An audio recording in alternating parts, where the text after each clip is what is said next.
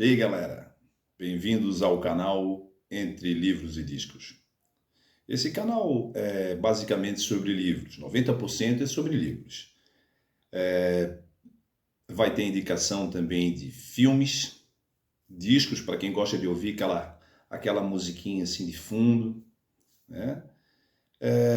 Essa primeira parte é para quem pretende fazer um curso de história, os livros, quais são os livros indicados para quem vai fazer um curso de história, uma faculdade de história.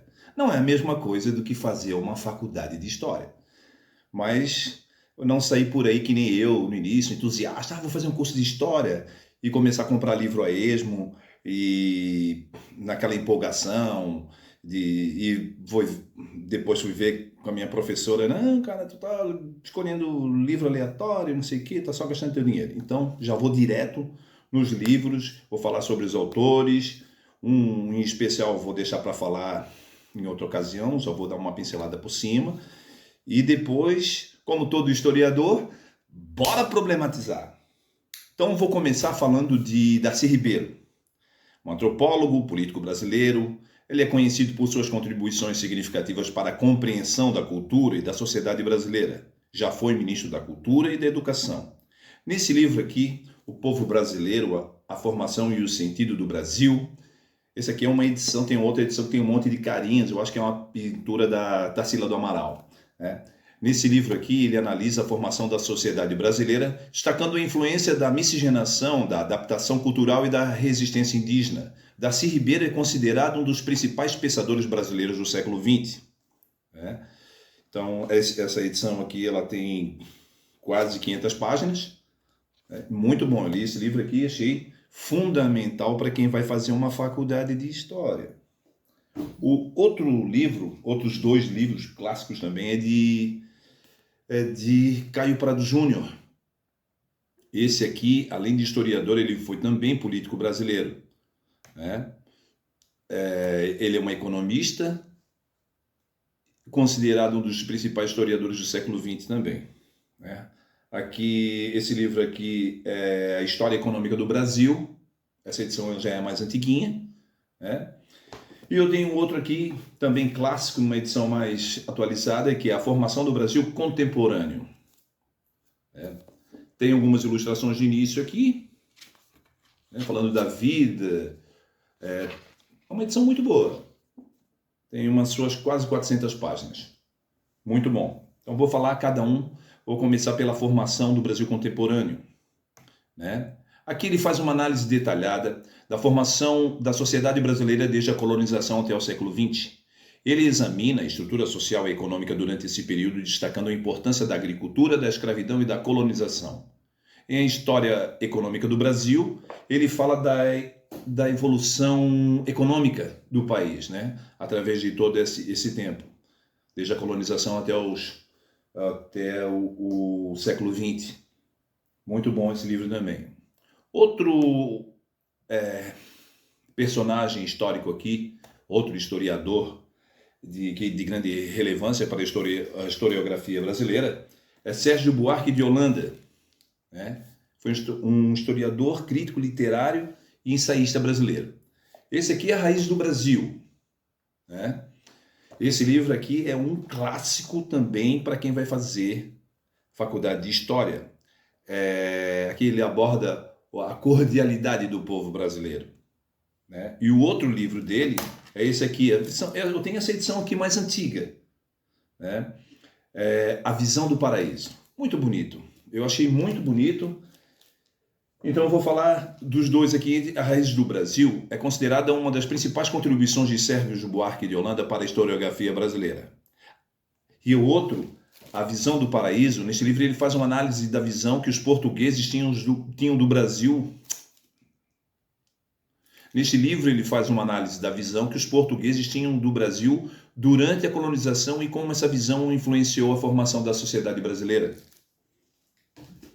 Outro livro também, que para finalizar, foi do sociólogo Gilberto Freire, que concentrou na análise da cultura e da sociedade brasileira, enfatizando a importância da miscigenação e da adaptação cultural. Esse aqui é o clássico dos clássicos, Casagrande e Senzala. Aqui também ele tem muitas ilustrações, esse livro aqui. Essa edição aqui é muito boa. Não vou falar de editora porque ninguém está me patrocinando, né? Então aqui, ó, algumas ilustrações aí. Cheio de ilustrações, né? Esse livro aqui vai lá para umas 800 páginas. Mas é um excelente livro. Casa Grande Senzala é o livro que analisa a sociedade patriarcal brasileira durante o período colonial e imperial, destacando a importância da Casa Grande, a residência dos senhores do engenho, e da senzala, a habitação dos escravos. De análise da miscigenação, Freire discute a miscigenação como um fator importante na formação da sociedade brasileira. Outro livro, e que encerra, é Sobrados e Mucambos. Também com ilustrações, com bastante ilustrações. Esse livro aqui, ó, também tem lá para suas 800 páginas. Ele é bem denso, tá, pessoal? Ele é bem denso, esse livro. Então, esse livro ele examina a urbanização do Brasil durante o século XIX e início do século XX, destacando a importância dos sobrados, as casas urbanas, e dos mucambos, habitações populares. Freire discute as mudanças sociais e culturais que ocorrem durante esse período, incluindo a ascensão da classe média e as mudanças dos valores e costumes. Né? Agora, vamos problematizar. Então, a gente cansa de ouvir que, porque os escravos deixaram de se escravizar. Não, pessoal. Totalmente errônea essa afirmação. Como na África existiam nações e não tribos, tá? Existiam nações diferentes, eles também tinham rivais, né? Nações inimigas. Então, o inimigo que era derrotado, eles escravizavam. Eles detinham e vendiam para os portugueses, para os ingleses, né? Tanto que o Brasil foi o último país também a abolir com o tráfico de navio negreiro, né? É uma mancha na história. Então a gente ouve muita gente falar esse tipo de argumento que não é certo. Bem, essa foi a primeira parte. Foi a primeira parte desses livros que, para quem pretende fazer uma faculdade de história, né, vai ter a segunda parte com escritores estrangeiros. E então, para quem gostou, dê um like, curta aí, compartilhe, comente. Se eu faltou alguma coisa, comente. Eu não gosto de dar muito spoiler sobre os livros, que tem muita coisa, são muitas coisas para serem analisadas e relatadas. Então, para quem gostou, vá lá, dá um like, curta, comente, compartilha, né? Tem TikTok também, tem no Instagram. E é isso aí, pessoal.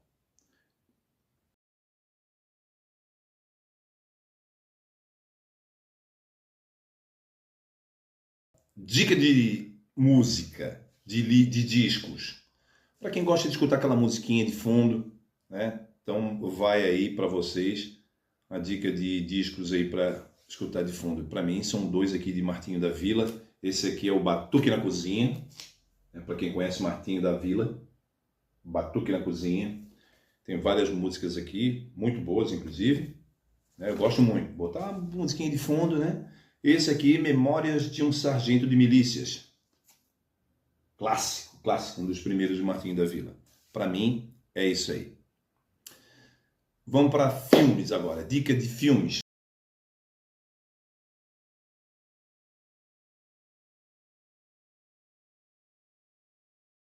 Temos aqui Raoni, um documentário sobre o cacique Kayapó, sua luta pela preservação dos povos na floresta amazônica. Desmundo, baseado no livro homônimo de Ana Miranda, narra a história das órfãs portuguesas que foram enviadas ao Brasil para se casarem com os colonizadores. Hamstaden, a saga do alemão Hamstaden, que caiu prisioneiro dos Tupinambás em 1954. O Descobrimento do Brasil, de 1936, filme que busca dar fidelidade ao fato histórico do descobrimento do Brasil, citando trechos extraídos da Carta de Pero Vaz de Caminha. Esses são filmes históricos. Tem os de ficção também, né? Quilombo, que conta a história do Quilombo de Palmares e a luta dos escravos fugidos contra os colonizadores. Tem um clássico dos clássicos que eu gosto muito, que é A Missão, um filme de 86, que conta a história de um jesuíta que se envolve com os indígenas na região da Bacia do Prata. E Tiradentes conta a história de Joaquim José da Silva Xavier, o Tiradentes, e a participação na Inconfidência Mineira. Esses são a dica de filmes que eu tenho para passar para vocês. Então, para quem gostou do vídeo, nosso primeiro vídeo, curta, comente, se inscreva no canal, compartilhe, ative o sininho, que vem muita coisa boa por aí ainda. Tem livros de biografias musicais, tem muita coisa boa, filosofia, tem de tudo aí. Tá ok? Obrigado aí, pessoal, pela colaboração e até a próxima.